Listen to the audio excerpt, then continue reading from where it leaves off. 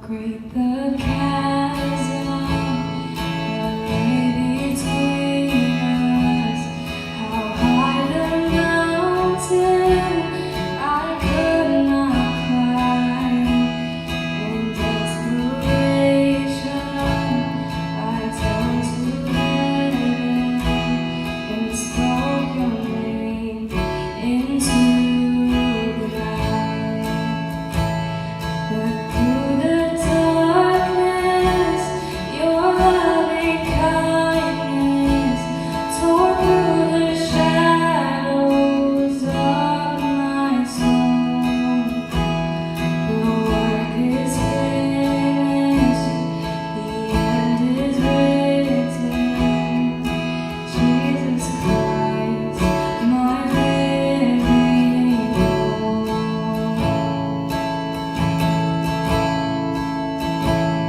Who could imagine so great a mercy, when heart could fathom such boundless grace? The God of ages stepped down from glory to wear my sin and bear my shame. The cross has spoken, I am forgiven. The King of Kings called me his own. Beautiful Savior, I'm yours forever. Jesus Christ, my living hope.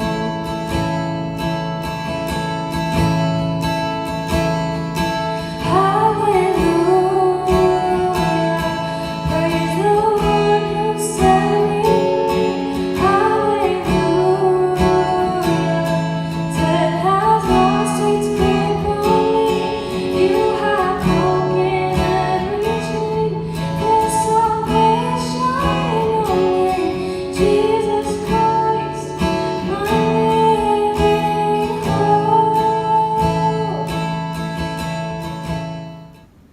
Hi, my name is Micah Jones, and I'm the event leader of the Enlightened students at my school, Green River Preparatory. So I'm just going to be sharing with you my testimony. Like all Christian people, we all have a moment in our lives where we realize that God is an essential part of our lives, and He's the reason why we have all these amazing blessings in our lives, and He provided us with all of the materials and the tools to become great Christian followers. So I just wanted to share with you my testimony. So I grew up in the church. I go to Kentwood Community Church, and I grew up in the church. I've been going to this church. I'm 17. I recently just turned 17. I've been going to this church for 17 years. So I grew up here. I went to, the children. It was called JAM at the time. I went there as it was like kindergarten till 5th grade, and I went there, and it was my favorite place to be on Sunday morning. Just the whole family would all get together, we'd all get up, get dressed and go to church, and that's probably one of my favorite things in childhood, is going to church with my family. And from a young age, I was 9 when I first committed my life to Christ. I realized the importance that Christ has on my life, and how I'm able to use my words to tell other people how amazing Christ is. So at the young age of 9, I committed my life to Christ, and I was really devoted at a young age to following Christ and telling other people about the power He has in my life. I believe I was 14 when I got baptized. I got baptized with my sister, which was awesome, but I did hit a roadblock in my life that really strayed me from God. So, we all go to middle school. It's a weird time in our lives. We're trying to figure out who we are and where we stand. And when I started middle school, my previous friends from 5th grade all left. One of them, she just went homeschooled. My other 2 friends, they didn't go to middle school anymore, so they didn't go to my middle school anymore. So I was by myself in 6th grade. And it's a very challenging time. You're growing up, there's hormones, it's a challenging time. And to not have people who are with you, it can be hard. So I was through the transition of trying to find friends, and in middle school was a time where I was severely bullied. So a little bit about me is that I have a deep love for school. If I could live at my high school, I could. I would go to school all the time if I could. And it's something that's really important to me. And a lot of people, in middle school, oh, why does she like school so much? Like my dream when I was in 5th grade, I remember, my dream was to go to Harvard. Like that was the number one goal in my life. I didn't really care about anything else. All I cared about was school. So in middle school, you can imagine that weird girl that only cared about school, didn't really care about anything else, didn't really care about movies, didn't really care about dating, just cared about school. And in my middle school, that wasn't the normal. It was not normal to care so much about school. So I was severely bullied. I just remember certain times of dreading of going to school. I remember trying to fake sick, trying to be like, Mom, no, I'm sick. I don't want to go to school. No, Mom, I don't feel well. And I remember even this one time, I think I was in 7th grade, I looked up how to make yourself faint so I could faint in class so I could go home. I was bullied so bad. And during that time, I really lost my love for the Lord. I really was lost in my journey, and I forgot how the Lord helped me through the walk of life. I really believed that God was not there for me. I believed that God was doing this in spite of me. I became very angry at God. I began to ask God, why are you doing this to me? Why are you putting me through this? Why? Why me? Why is this happening to me? And I just saw in middle school, like people who had popularity, who had good grades, who had the whole thing, and I just didn't understand why it was me, why was I going through this tough time. And it was at that time that I really abandoned going to church. I still went on Sunday, but we had student ministries, but I didn't attend student ministries because, one, I had such an anger towards people my age, because I believed that those were the people, I knew that those were the people who hurt me most, so I had such a guard around myself in regards to other people. So I went to big church, or I went to the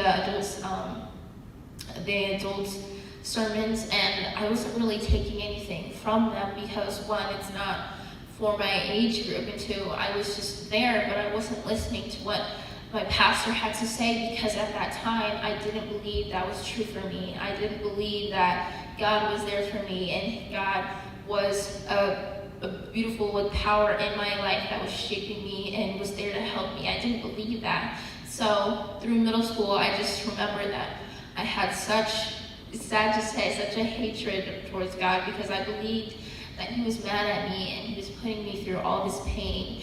And it wasn't until, I believe, the end of 8th grade that one of the student ministries leaders here at my church just like, hey Micah, come on, you should come to student ministries, we'll have a lot of fun, we'll play a lot of fun, there's a lot of games, there's food, you'll have a lot of fun. And I remember for months, I kept saying, no, I don't want to go, there's nothing there for me, I'm not going to learn anything, I'm not going to have fun, I don't have friends that are in the student ministries, so there's no point in me going. I already believed at that time, sadly, that I was too far gone, that even God couldn't save me. I was, sadly to say, I was very negative on myself, and to a point I was even suicidal, because I believed that there was no hope for me, and that I would be saved, that God wouldn't save me, and that there was no hope for me. But luckily, my student ministries leader kept pushing me to come, kept pushing me, come on, you should go, you should really go, it's going to be good for you. And after a span of a couple of months, I finally went, and there was a camp called Never Sand Camp. And when I went to that camp, there's a night, there's a crying night, and everyone just really connects with the Lord, and I realized that I was holding all this anger and all this hatred when God was the one who was walking right there with me. He was not my enemy. He was my healer. He was the one who was going to save me from all this pain, all this anguish, all this animosity I held towards people who were my age. And from that moment, it was the end of 8th grade, I realized that God was the one who was going to change my life.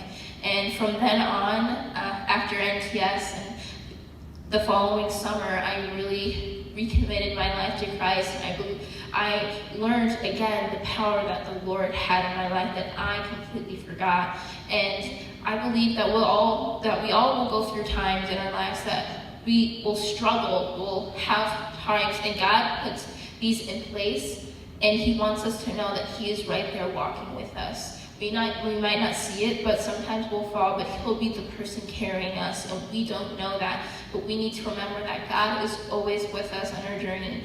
So after 8th grade, I became a member of the student ministries band. I played piano, so I played keys, and I became a member of the student leadership team at my church, and I really was able to recommit my life to Christ and understand the power and the grace that He gives for us. And I was really able to, I was glad God gave me forgiveness and forgiving all the anger and all the animosity I held toward Him. And I'm glad now that I'm able to do something like this and share with you all that you don't have to hold that anger. You don't have to hold all that sadness. God is there for you. You may not see it, you may not feel it, but God is there with you. Please do not abandon Him, because He will be the one that will save you. He will deliver you from darkness. He will deliver you from evil, because that was the time when it was, the devil telling you, you're not good enough, you're not smart enough. All these things people are saying about you are true. You're ugly, you're fat, you're not smart. That was the devil that was trying to convince me and led me away from the path of God. But in those moments, I want you to know that that is the devil trying to tempt you and take you away from the Lord. But the Lord is your healer. He is the one who will deliver you from darkness and will save your life. So I just want to thank you all for giving me this opportunity to share my testimony with you guys. And I want you to know that God is always there, and He will be the person that will save your life. Thank you. We're going to be praying for our school through the Campus Prayer app. Today's strategy we'll be praying for is justice, and our focus will be positive educational environment. So in Proverbs chapter 1, verse 7, it says, "The fear of the Lord is the beginning of knowledge, but fools despise wisdom and instruction." So let us pray. First off, we'd like to give thanks to not only our school environment, but for all the teachers that work hard to provide us with good education. So we're going to pray for an educational environment in our school. So let me give you 15 seconds just to pray for a positive environmental education for our school.